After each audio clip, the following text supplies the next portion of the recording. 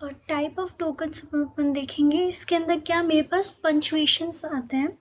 पंचुएशंस basically मेरे पास क्या है, मेरे जो भी सिंबल्स मैं यूज़ में ले रही हूँ मेरे प्रोग्रामिंग के अंदर, जो भी उसे बिल्कुल वेल स्ट्रक्चर बना रही है, ठीक है। जिस तरीके से फॉर एग्जांपल अगर मैंने यहाँ पे क्या लिख रखा है, सिंपल ये तो मेरे पास ब्रैकेट्स हैं जो मैं यूज़ में लूँगी। ये स्टार, ये आप देख रहे होंगे, ये बेसिकली क्या है, ये मेरी कमेंट आउट करने के लिए है, ठीक है। कमेंट्स भी अपन देखेंगे अच्छे से। बेसिकली सबसे पहले क्या चीज़ है, टाइप ऑफ लैंग्वेज इसके अंदर है कि ये किस टाइप की लैंग्वेज है। जो पाइथन मेरे पास है वो एक इम्प्लिसेंट लैंग्वेज है। बेसिकली इसके अंदर इम्प्लिसेंट लैंग्वेज के अंदर क्या होता है, मुझे इसका टाइप शो करना नहीं पड़ता। फॉर एग्जांपल यहाँ पे अगर मैं नेम लिखना चाहती हूँ तो मैं यहाँ पे डायरेक्टली यहाँ पे लिख सकती हूँ मनीषा, ठीक है। तो मुझे यहाँ उसका टाइप डिफाइन करने की ज़रूरत नहीं पड़ी कि मुझे पहले इसका टाइप लिखना पड़ा।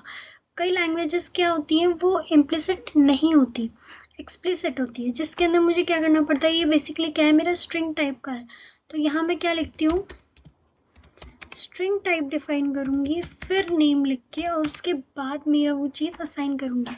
ये बेसिकली मेरी पाइथन फाइल है, py फाइल, तो उसके अकॉर्डिंग मेरा ये वैलिड नहीं है। बट जो अदर लैंग्वेजेस होती है मेरे पास, फॉर एग्जांपल जावा हो गया या C++ हो गया, ये क्या होता है, मेरे पास एक्सप्लिसिट लैंग्वेजेस होती है जहाँ मुझे इस तरीके से वेरिएबल लिखने से पहले यहाँ पे उसका टाइप डिफाइन करना पड़ेगा, ठीक है। फॉर एग्जांपल मैंने यहाँ एज वेरिएबल देना चाहती हूँ जिसके अंदर मैंने 20 को स्टोर करवाया, तो ये किस टाइप का है मुझे वो भी डिफाइन करना पड़ेगा। इसीलिए एक्सप्लिसिट लैंग्वेजेस के अंदर मेरे जावा और C और C++ आती है। पाइथन जो है वो इम्प्लिसिट है, जिसके अंदर मुझे यहाँ पे टाइप डिफाइन करने की ज़रूरत नहीं पड़ी, ठीक है।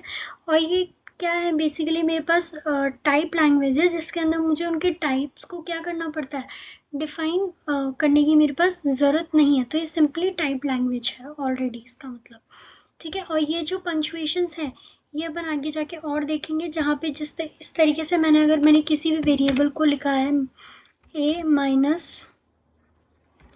Minus is equals to b, या कोई भी एक वेरिएबल मैं आगे जाके जो भी मेरे फंक्शन के अंदर जिस तरीके से मैं डिफाइन करूँगी, बेसिकली अगर मैं a लिखना चाह रही हूँ is equals to a plus b को, ठीक है। कोई भी मैंने फंक्शन बनाया है इस टाइप का, इसके अंदर भी मैंने डिफाइन नहीं कर रखा, इसीलिए एरर शो कर रहा है। बट इस तरीके के फंक्शन को मैं किस तरीके से लिख सकती हूँ, यहाँ पे a plus is equals to b।